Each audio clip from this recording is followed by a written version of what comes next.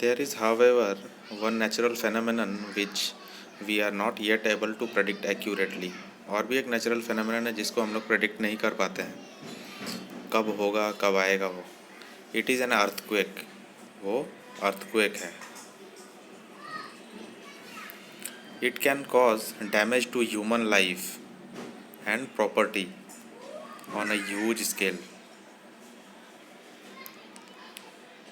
A major earthquake occurred in India on 8th October 2005 in Uri and Tangdhar, towns of North Kashmir.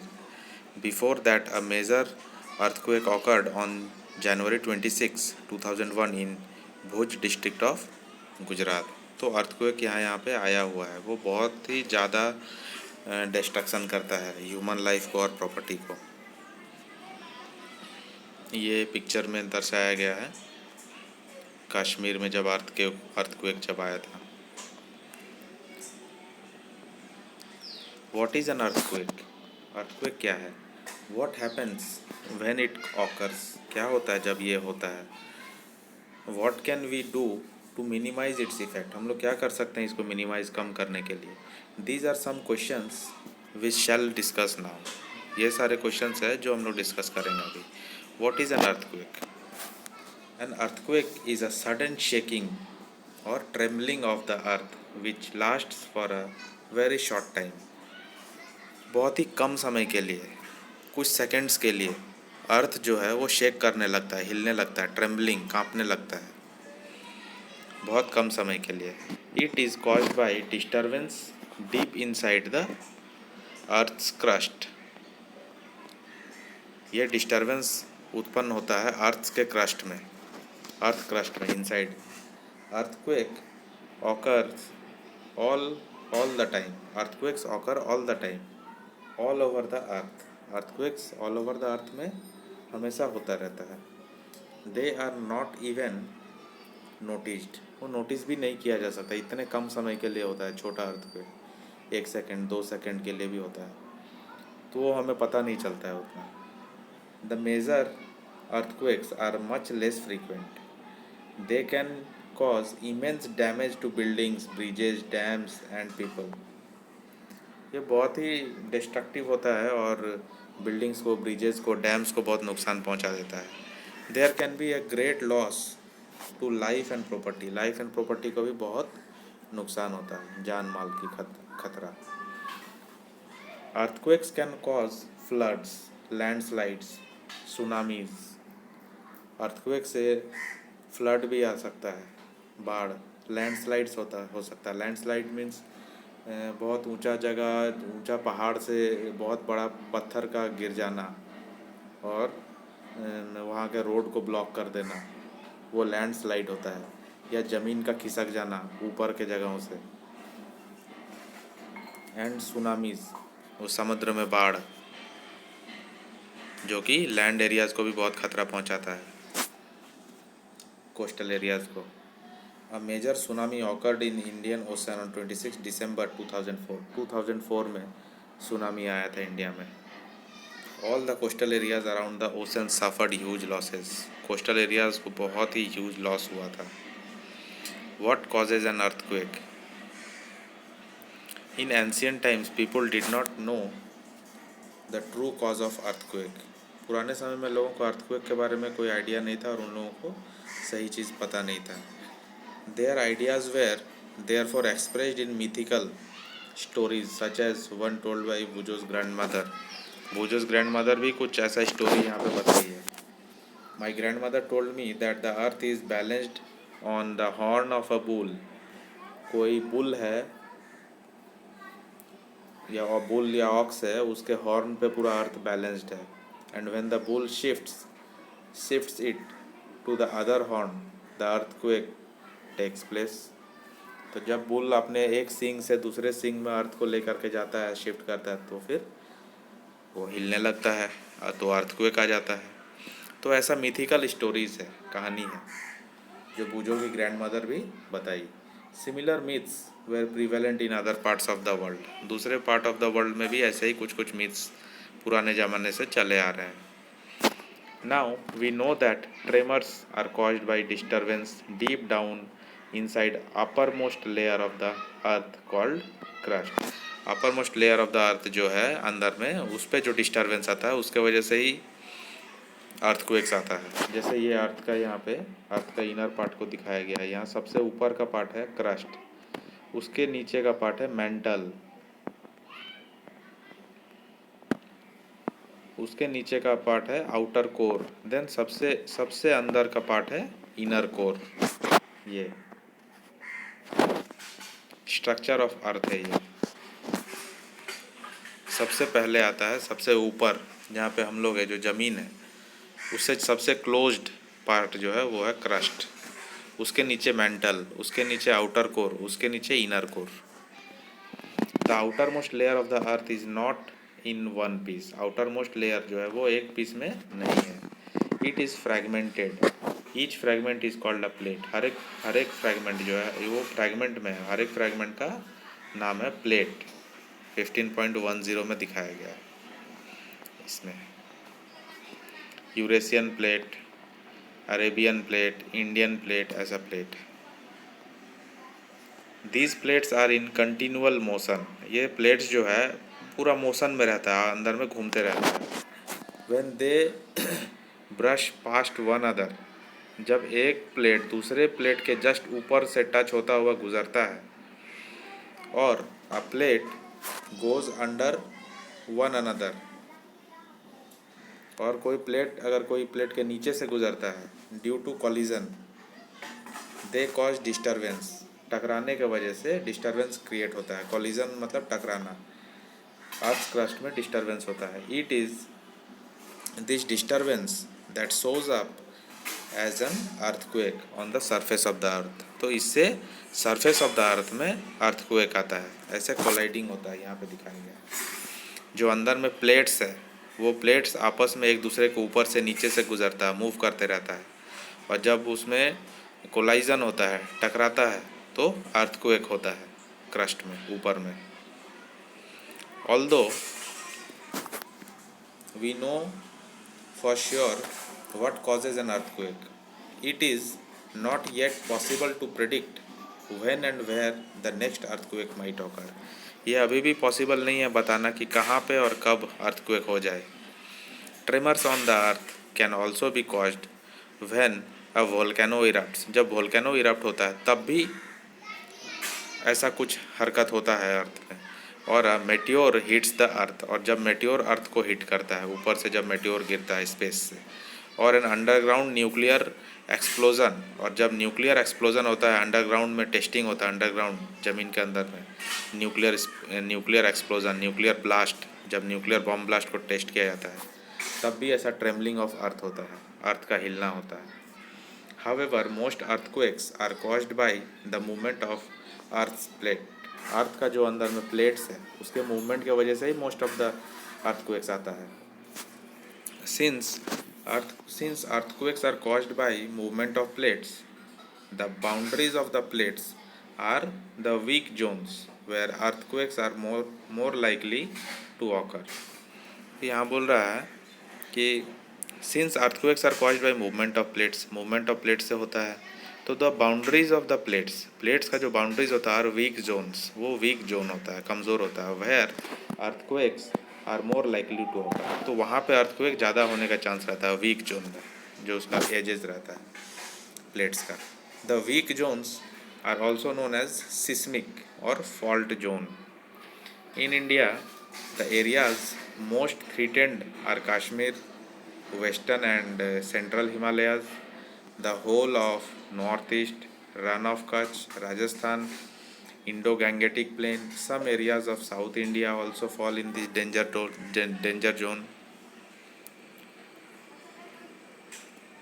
The power of an earthquake is expressed in terms of magnitude on a scale called Richter scale. ये very important है, Richter scale, इसको हमेशा याद रखना है कि Richter scale में क्या होता है। रिक्टर स्केल को यूज़ किया जाता है अर्थक्वेक का मैग्नीट्यूड को मेज़र करने के लिए, कि अर्थक्वेक कितना तेज़ी से आया, तो उसका मैग्नीट्यूड को इसमें नोट किया जाता है रिक्टर स्केल में। Richter scale really destructive earthquakes have magnitudes higher than 7। जब मैग्नीट्यूड हायर देन 7 होता है तो वो बहुत ज़्यादा डिस्ट्रक्टिव होता है, खतरनाक होता है। Both Bhuj and Kashmir earthquakes had magnitudes greater than 7.5। तो भुज में और कश्मीर में जो मैं आया था अर्थक्वेक, उसका जो मैग्नीट्यूड था वो 7.5 से भी ज़्यादा था, इसलिए इतना डिस्ट्रक्टिव था वो। The tremors produce waves on the surface of the earth. Surface of the earth में ट्रेमर्स जो है वो वेव्स पैदा करता है। These are called seismic waves, माने कंपन पैदा करना, कंपन होना, कांपना, seismic waves. The waves are recorded by an instrument called seismograph. तो ये वेव्स को जो रिकॉर्ड किया जाता है उसको सिस्मोग्राफ बोलते हैं, ये भी इम्पोर्टेंट है। वेव्स को, सिस्मिक वेव्स को रिकॉर्ड किया जाता है इसमें। The instrument is simply a vibrating rod, एक वाइब्रेटिंग रॉड है, और pendulum which starts vibrating when tremors occur. जब भी कंपन होता है अर्थ में, वाइब्रेट होता है, तो इसमें रिकॉर्ड होता है। A pen is attached to vibrating system. The pen records the seismic waves on a paper which moves under it. By studying these waves, scientists can construct a complete map on the earthquake as shown in 15.14. They can also estimate its power to cause destruction. ऐसा seismograph.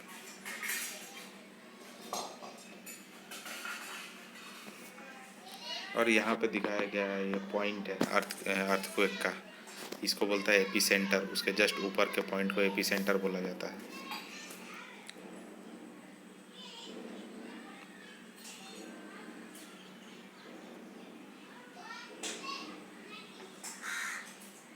Protection against earthquakes.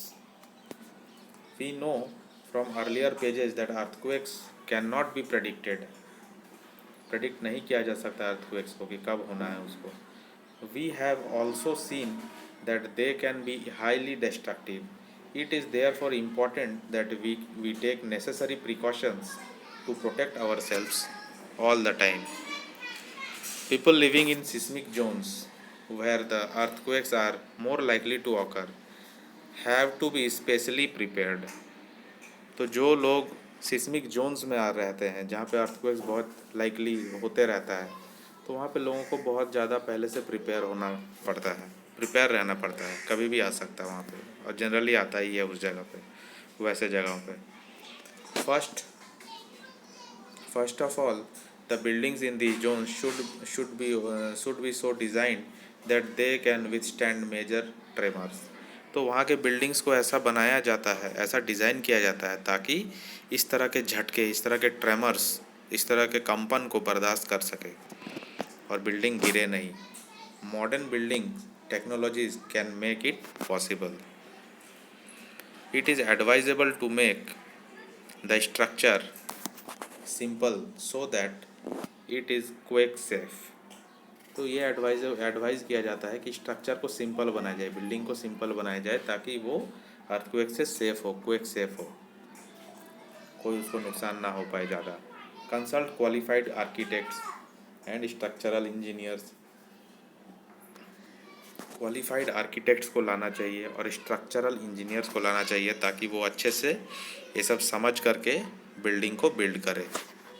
In highly seismic areas the use of mud और timber is better than using heavy construction material.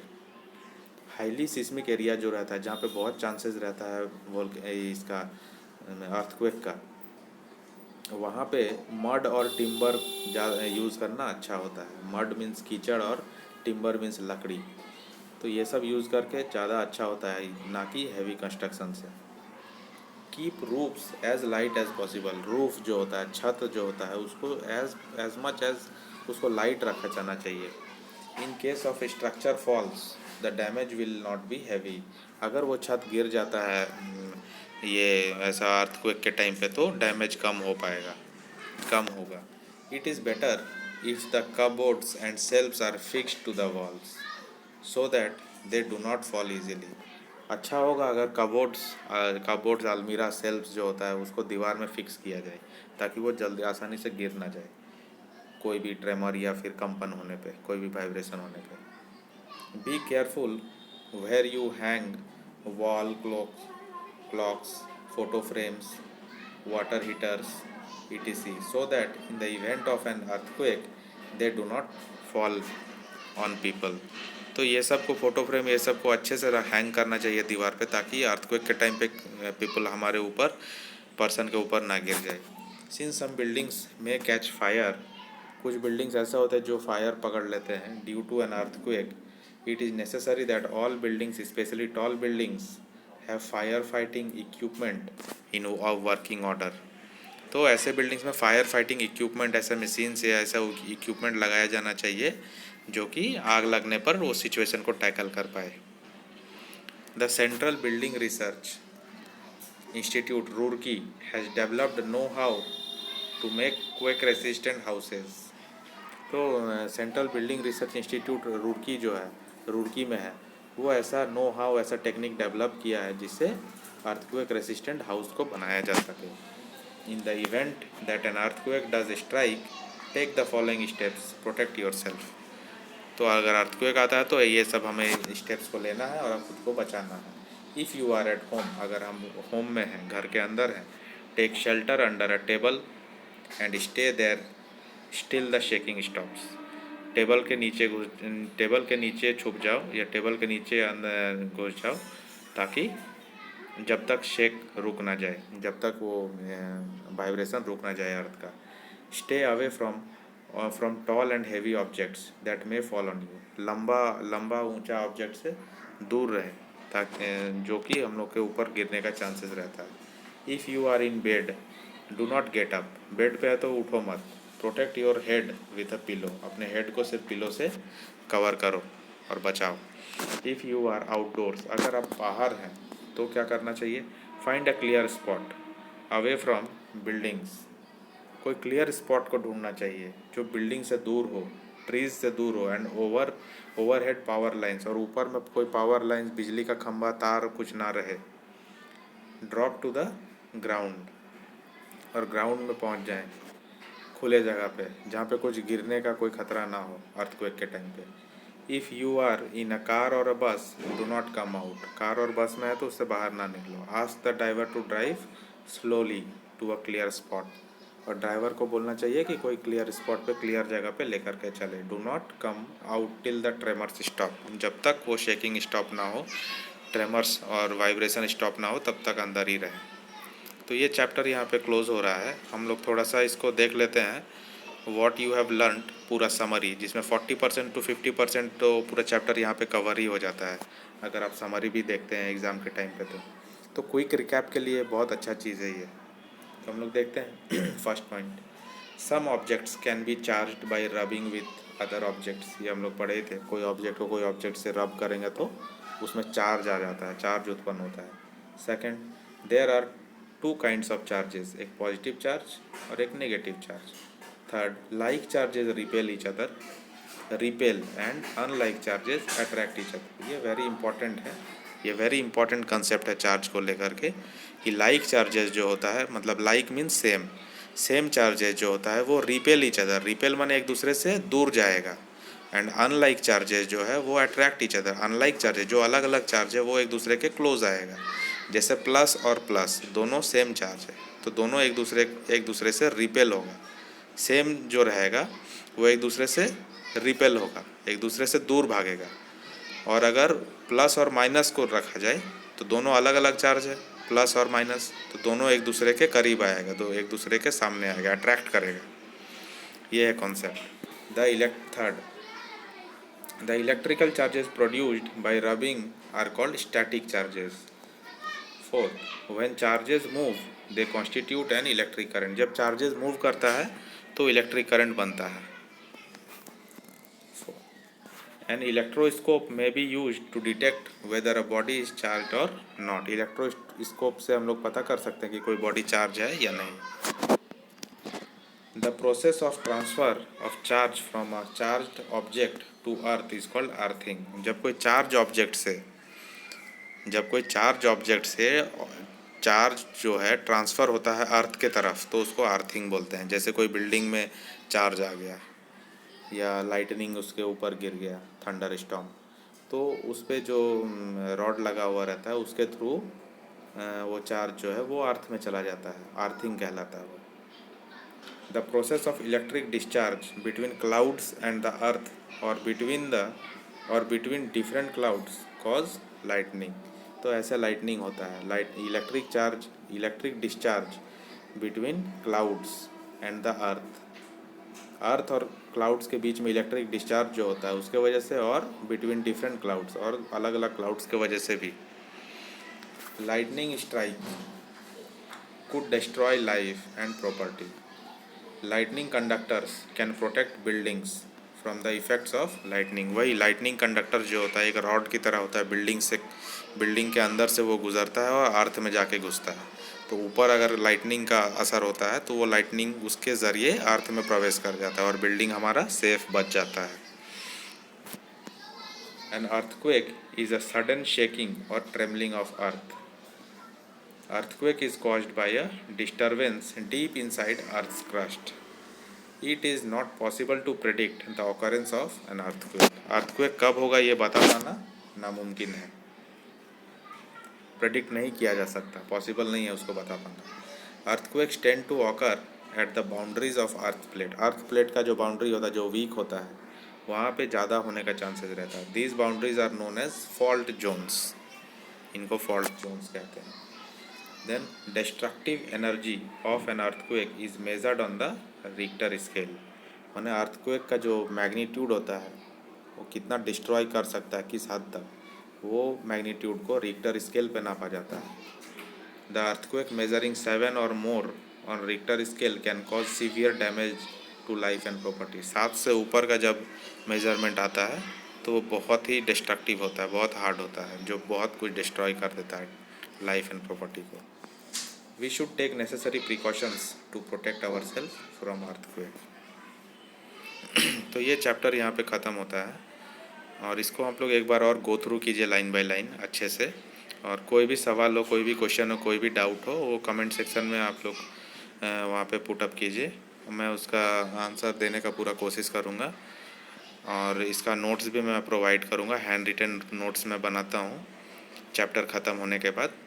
और आप लोगों को ये video अच्छा लगा हो तो शेयर कीजिए, लाइक कीजिए और सब्सक्राइब कीजिए इस चैनल को। Thank you and have a nice day.